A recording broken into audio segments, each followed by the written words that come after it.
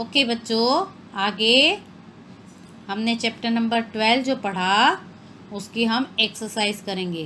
Okay, तो exercise में page number 80 पर ख नंबर की एक्सरसाइज निकालो, जिसमें दिए गए प्रश्नों के लिए उत्तर पर सही विकल्प चुनिए।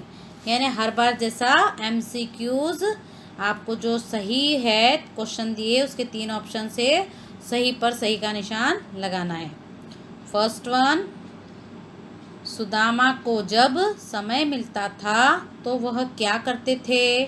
भजन, नौकरी या खेती? तो राइट आंसर भजन।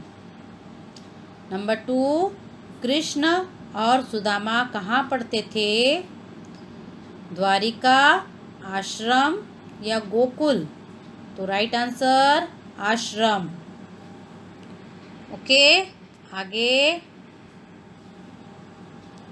अगला है थर्ड नंबर, सुदामा ने लौटकर अपनी झोपड़ी की जगह क्या देखा? सुदामा ने जब वापस घर लौटे तो अपनी झोपड़ी, टूटी फूटी झोपड़ी की जगह क्या देखा था? खेत, महल या जंगल? क्या देखा था? महल। ओके, आगे पेज नंबर 81 पर ग नंबर की एक्सरसाइज, सही शब्द लिखकर वाक्य पूरा करो। आपको ये फिल इन द ब्लैंक से ये यहाँ पर ऑप्शंस दिए दो दो, और इसमें से सही सही चुनकर आपको यहाँ पर लिखने हैं। तो आपको फर्स्ट वन, कृष्ण और सुदामा थे, आपको इस दोनों में से चूज कर लिखना है। तो आपने क्या लिखा है? मित्र। ओके, तो कृष्ण और सुदामा सच्चे मित्र थे। सेकंड वन, सुदामा गांव में रहकर में दिन गुजारने लगे, गरीबी या खराब? कैसे? तो गरीबी में दिन गुजारने लगे। थर्ड वन, सुदामा की पत्नी ने उन्हें दी, क्या दी? अनुमति दी थी कि सलाह दी थी? उन्होंने, सुदामा की पत्नी ने उनको क्या दी थी? सलाह दी थी। कृष्ण ने सुदामा को से लगा लिया, काय से लगा लिया? गले से। कृष्ण और सुदामा जब मिले तो कृष्ण ने सुदामा को गले से लगा लिया। ओके, अगला क्वेश्चन,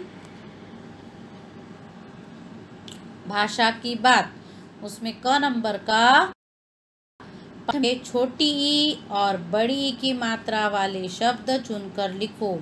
इसी पार्ट में से, इसी चैप्टर में से आपको छोटी ई वाली कविता, छोटी ई वाले मात्रा और बड़ी ई वाले मात्रा के शब्द ढूंढकर लिखना है। जैसे एक एक एग्जाम्पल दिया है, छोटी ई की मात्रा का दिन और बड़ी ई की मात्रा का पत्नी। तो अब आपको छोटी ई की मात्रा के 3 वर्ड और लिखने हैं। तो जैसे मित्र, द्वारिका, अनुमति, और बड़ी की मात्रा में पत्नी लिखा हुआ है, झोपड़ी, गरीबी एंड पोटली। ओके,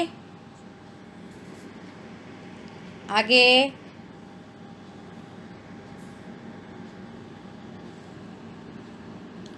पढ़ो, समझो और संयुक्त व्यंजन के 2-2 शब्द लिखो। बच्चों, आपने फर्स्ट स्टैंडर्ड में संयुक्त व्यंजन पढ़े होंगे ना?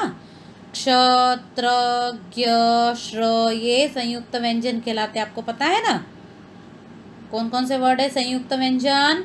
क्ष, त्र, ज्ञ और श्र, ये है संयुक्त व्यंजन। इन संयुक्त व्यंजन के एक एक वर्ड यहाँ चारों लिखे हुए हैं, आपको 2-2 वर्ड और लिखने हैं।